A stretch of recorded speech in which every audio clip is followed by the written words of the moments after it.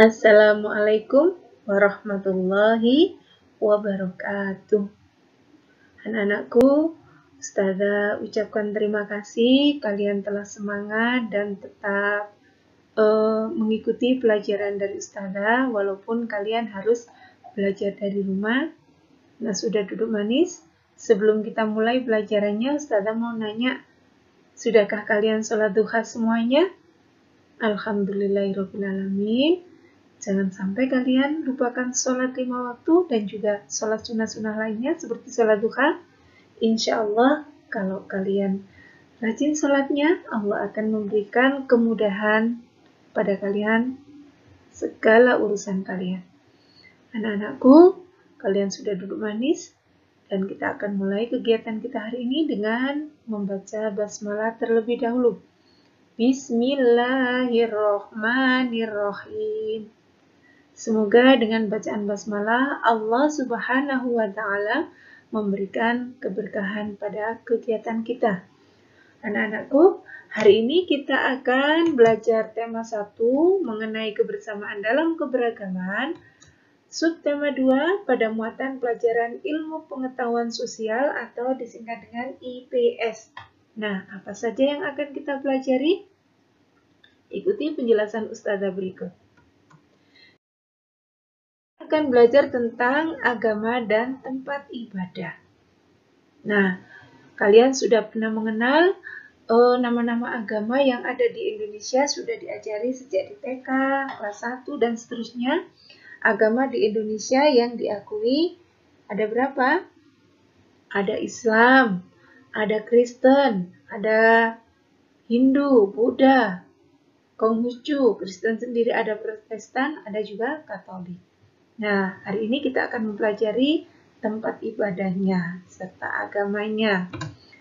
Yang pertama ada masjid, yaitu tempat ibadahnya orang Islam, bentuknya seperti ini. Nah, ini salah satu contoh bentuk tempat ibadahnya.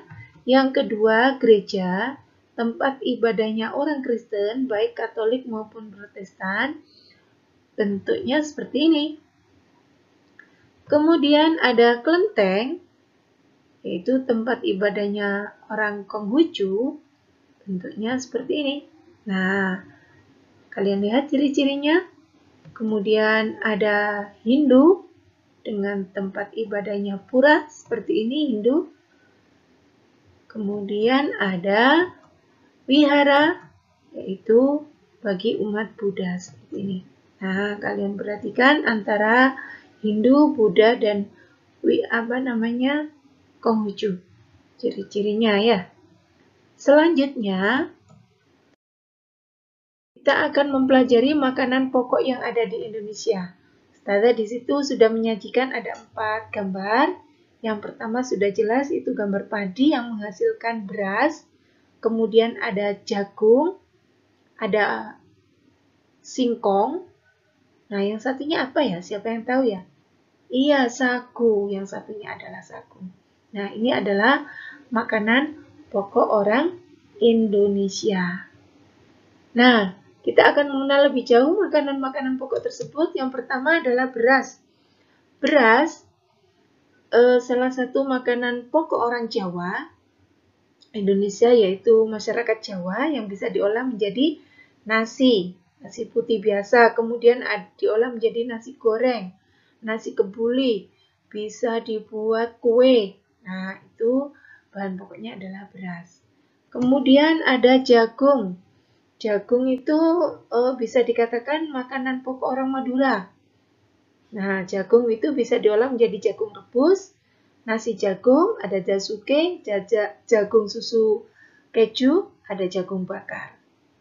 Selanjutnya ada sagu. Sagu ini makanan khas orang Papua, makanan pokok orang Papua. Nah, bisa diolah menjadi roti, bubur, dan papeda. Nah, papeda ini yang kalian sukai ya. Kemudian ada singkong. Singkong bisa diolah menjadi singkong rebus, singkong goreng, keripik singkong, dan kue-kue yang lainnya. Itulah makanan-makanan pokok yang ada di Indonesia. Nah, dari makanan pokok kita beralih ke sikap toleransi di sekolah. Nah, Ini sikap toleransi sebelum Ustazah bacakan. Contohnya, toleransi sendiri adalah sikap saling menghormati atau menghargai antar sesama. Di sini contohnya berteman dengan siapa saja tanpa membeda-bedakan atau tidak pilih-pilih teman. Kemudian saling tolong-menolong tanpa membeda-bedakan.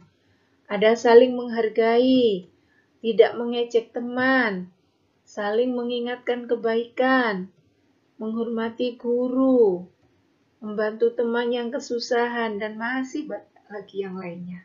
Itu contoh sikap toleransi di sekolah.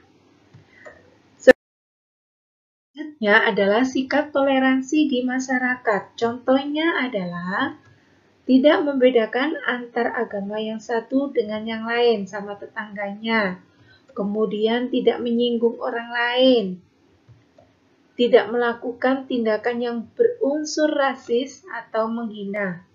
Kemudian hidup saling berdampingan dengan saling menghormati dan menghargai satu sama lain.